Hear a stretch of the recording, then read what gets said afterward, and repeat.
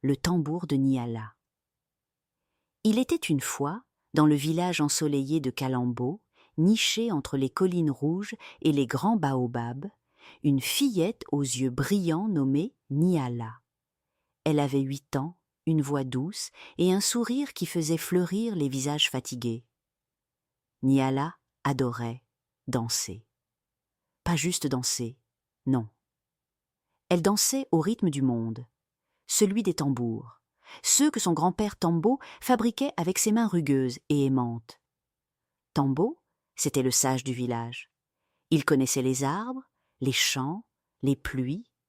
Il parlait peu, mais quand il sculptait un tambour, on aurait dit qu'il racontait toute une vie. Il utilisait le bois d'iroko, tendait la peau avec des cordes tressées et gravait à la main des symboles, des histoires, des souvenirs. Chaque tambour avait une âme. Il bat au rythme du peuple, disait-il. Il garde nos chansons, nos rires, nos douleurs. Il est la mémoire que même le vent respecte. Niala le regardait faire, fascinée. Elle aimait le son du couteau sur le bois, le frottement des peaux tendues, le martèlement des premiers essais. Elle dansait pieds nus dans la poussière rouge, ses bras levés comme des ailes, pendant que les tambours résonnaient jusqu'au sommet des baobabs. Mais un jour, quelque chose changea. Une école moderne ouvrit ses portes à Kalambo. On la disait grande, brillante, pleine d'avenir.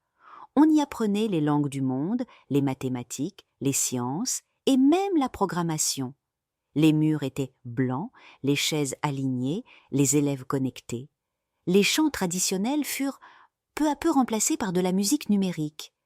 Les enfants parlaient entre eux en anglais. On s'échangeait des vidéos, des applis, des jeux.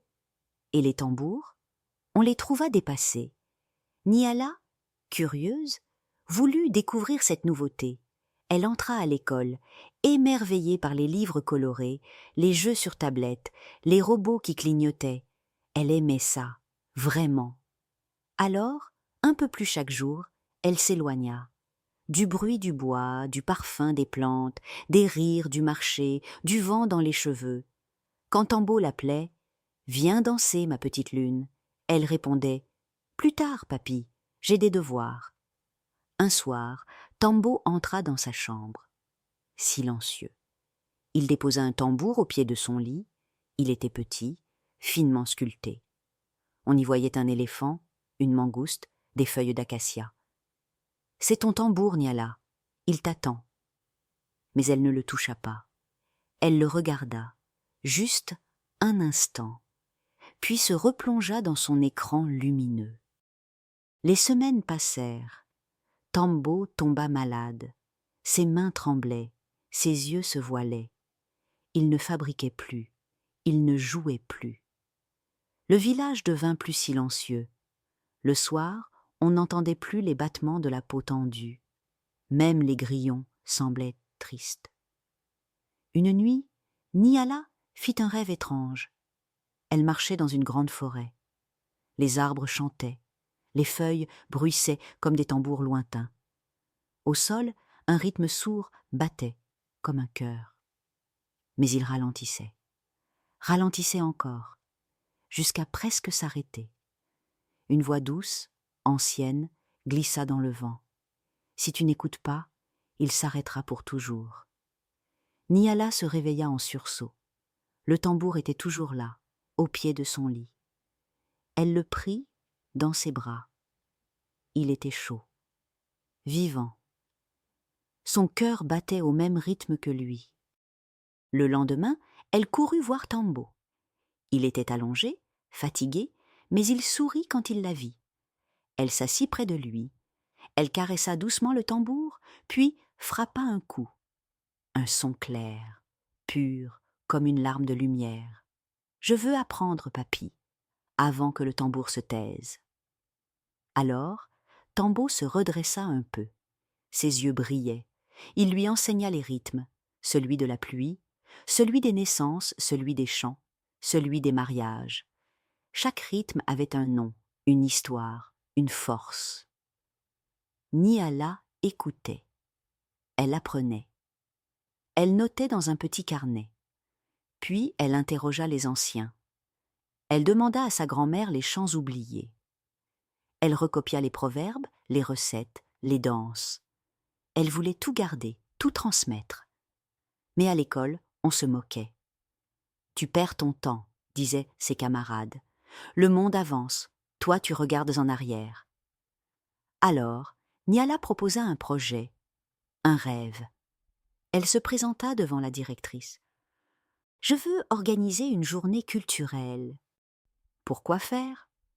Pour mélanger l'ancien et le nouveau, pour que personne n'oublie. La directrice hésita, puis accepta. Le grand jour arriva. Sur la scène, Nyala tenait son tambour. Elle raconta une légende en frappant le rythme des anciens. Elle chanta dans sa langue, elle invita les autres à danser.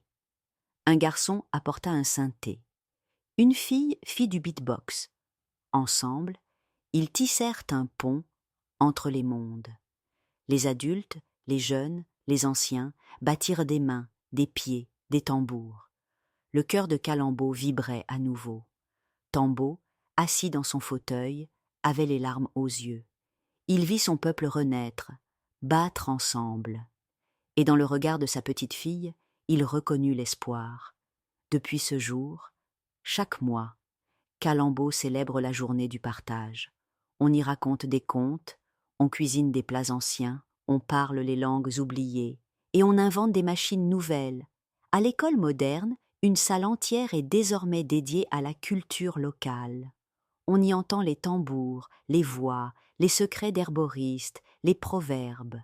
Et dans le cœur de Nyala, le tambour bat toujours, fort, clair, vivant. Car connaître sa culture, c'est connaître ses racines. Et pour grandir haut, il faut avoir les racines profondes. Bonne nuit, mes petits rêveurs.